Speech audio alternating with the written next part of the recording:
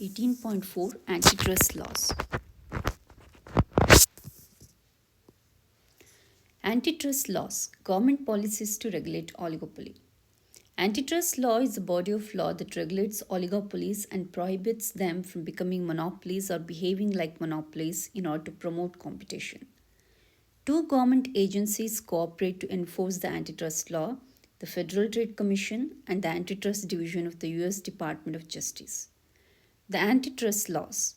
The two main antitrust laws are the Sherman Act 1890, the Clayton Act 1914. Congress passed the first antitrust law, the Sherman Act in 1890, in an atmosphere of outrage and disgust at the actions and practice of J.P. Morgan, John D. Rockefeller, and W.H. Vanderbilt, the so-called robber barons. A wave of mergers at the turn of the 20th century produced stronger antitrust laws. The Clayton Act of 1914 supplemented the Sherman Act, and Congress created the Federal Trade Commission to enforce the antitrust laws. Table summarizes the two main provisions of the Sherman Act. Section 1 of the Act is precise: conspiring with others to restrict competition is illegal. But Section 2 is general and imprecise. The Clayton Act and its two amendments, the Robinson-Patman Act of 1936 and Seller-Kefauver Act, which outlaw specific practices, answer this question. Table describes these practices and summarizes the main provision of these acts. The Sherman Act 1890. Section 1. Every contract, combination in the form of trust or otherwise, or conspiracy, in restraint of trade or commerce among the several states or with foreign nations is hereby declared to be illegal. Section 2. Every person who shall monopolize or attempt to monopolize or combine or conspire with any other person or persons to monopolize any part of the trade or commerce among the several states or with foreign nations shall be deemed guilty of a felony. Clayton Act 1914, Robinson-Patman Act 1936, Seller-Kefauver Act 1950. These acts prohibit the following practices only if they substantially lessen competition or create monopoly. Price discrimination. Contracts that require other goods to be bought from the same firm, called tying arrangements. Contracts that require a firm to buy all its requirements of a particular item from a single firm, called requirements contracts. Contracts that prevent a firm from selling competing items, called exclusive dealing. Contracts that prevent a buyer from reselling a product outside a specific area, called territorial confinement. Acquiring a competitor's share or assets. Becoming a director of a competing firm. The three antitrust policy debates. Price fixing is always a violation of antitrust laws, but some other practices that are controversial and generate debate among antitrust lawyers and economists are resale price maintenance, predatory pricing, tying arrangements. Resale price maintenance. It is a practice also known as fair trade in which a manufacturer fixes the price for the resale of a brand product and the retailer is not allowed to sell it at a lower price. Imagine that Super Duper Electronics sells DVD players to retail stores for $300. If Super Duper requires the retailers to charge customers $350, it is said to engage in resale price maintenance. Any retailer that charged less than $350 would violate its contract with Super Duper. Manufacturers use resale price maintenance to more directly to prevent inter-retailer price competition. Resale price maintenance prevents reseller from competing too fiercely on price, especially with regard to fungible goods. Resale price fixing, also called vertical price fixing, agreements are illegal under the Sherman Act. The purpose was bringing costs down for the consumer against the interest of producers of food and other commodities. Resale price maintenance is inefficient if it enables dealers to charge the monopoly price. By setting and enforcing the retail price, the manufacturer might be able to achieve the monopoly price. Resale price maintenance might be efficient if it enables a manufacturer to induce dealers to provide the efficient standard of service. Suppose that Silky Skin wants shops to demonstrate the use of its new unbelievable moisturizing cream in an inviting space. With resale price maintenance, Silky Skin can offer all retailers the same incentive and compensation. Without resale price maintenance, a discount drug store might offer a Silky Skin product at a lower price. Buyers would then have incentive to visit a high price shop and get the product demonstrated and then buy from the low price shop. The price shop would be a free rider. The low price shop would be a free rider and an inefficient level of service would be provided. Predatory pricing. Predatory pricing is setting low price to drive competitors out of business with the intention of setting a monopoly price when the competition is gone. John D. Rockefeller's Standard Oil Company was the first to be accused of this practice in the 1890s, and it has been claimed often in antitrust cases since then. Predatory pricing is an attempt to create a monopoly, and as such, it is illegal under Section 2 of the Sherman Act.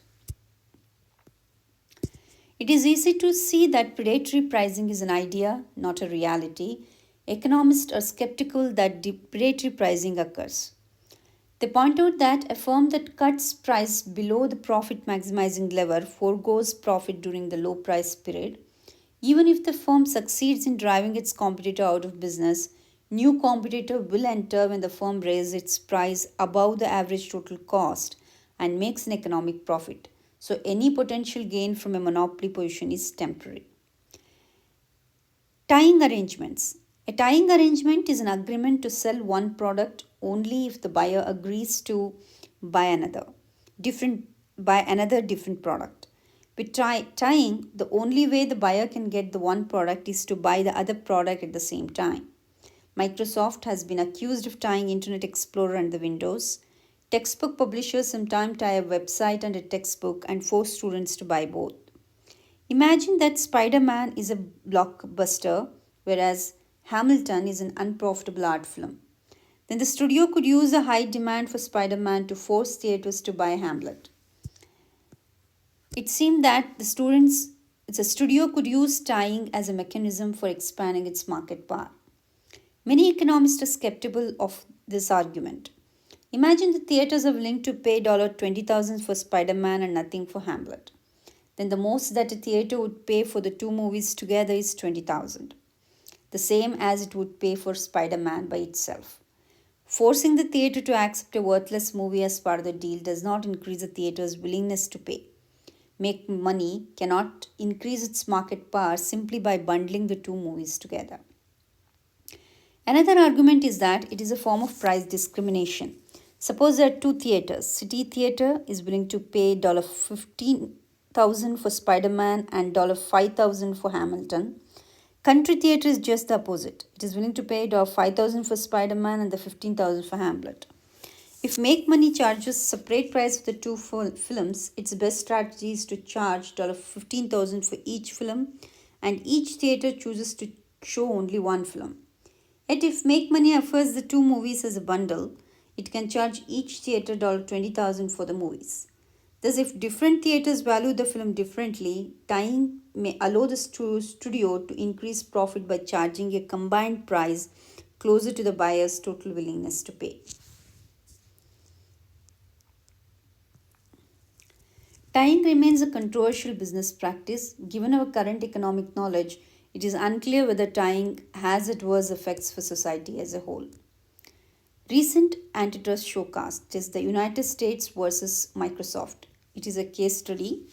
In 1998, the US Department of Justice, along with a number of states, charged Microsoft, the world's largest producer of software for personal computers, violation of both sections of Sherman's Act.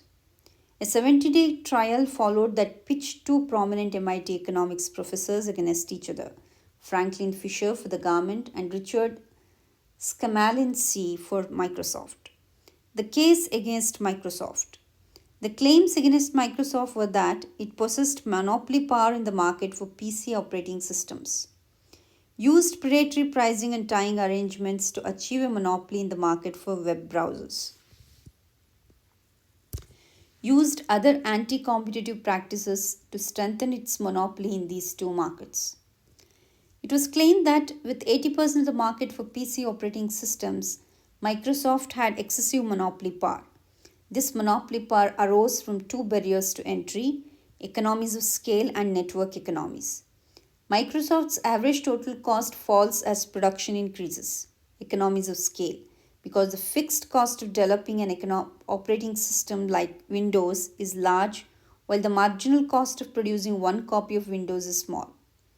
Further, as the number of Windows users increases, the range of Windows application expands, network economies. So, a potential competitor would need to produce not only a competing operating system but also an entire range of supporting applications.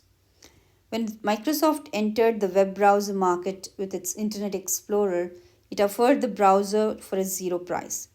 This price was used as predatory pricing. Microsoft integrated IE with Windows so that anyone who uses this operating system would not need a separate browser such as Netscape Communicator. Microsoft's competitors claimed that this practice was an illegal tying arrangement. Microsoft's response: Microsoft challenged all these claims. It said that although Windows was a dominant operating system, it was vulnerable to competition from other operating systems such as Linux and Apple Mac OS, and that there was a permanent threat to competition from new entrants. Microsoft claimed that integrating Internet Explorer with Windows provided a single unified product of great consumer value. Instead of tying, Microsoft said the browser and operating system constituted a single product. It was like a refrigerator with a chilled water dispenser or an automobile with a stereo player. The outcome: the court agreed that Microsoft was in violation of the Sherman Act and ordered that it would be broken into two firms: an operating system producer and an application producer. Microsoft successfully appealed this order, but in the final judgment, Microsoft was ordered to disclose details about how its operating system works to other software developers so that they could compete effectively against Microsoft.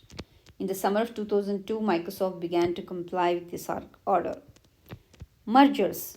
Mergers are often in the headlines. United Airlines and the Continental Airlines merged to form United Continental in 2010, and American Airlines and US Airways were seeking a merger in 2013.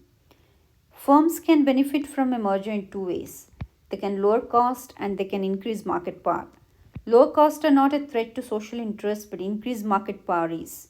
For this reason, the Federal Trade Commission (FTC) challenges proposed mergers that will substantially lessen competition and not bring lower cost. To determine the effects of a merger on competitiveness, the FTC uses guidelines based in the Huffington-Hirschman Index, that is HHI.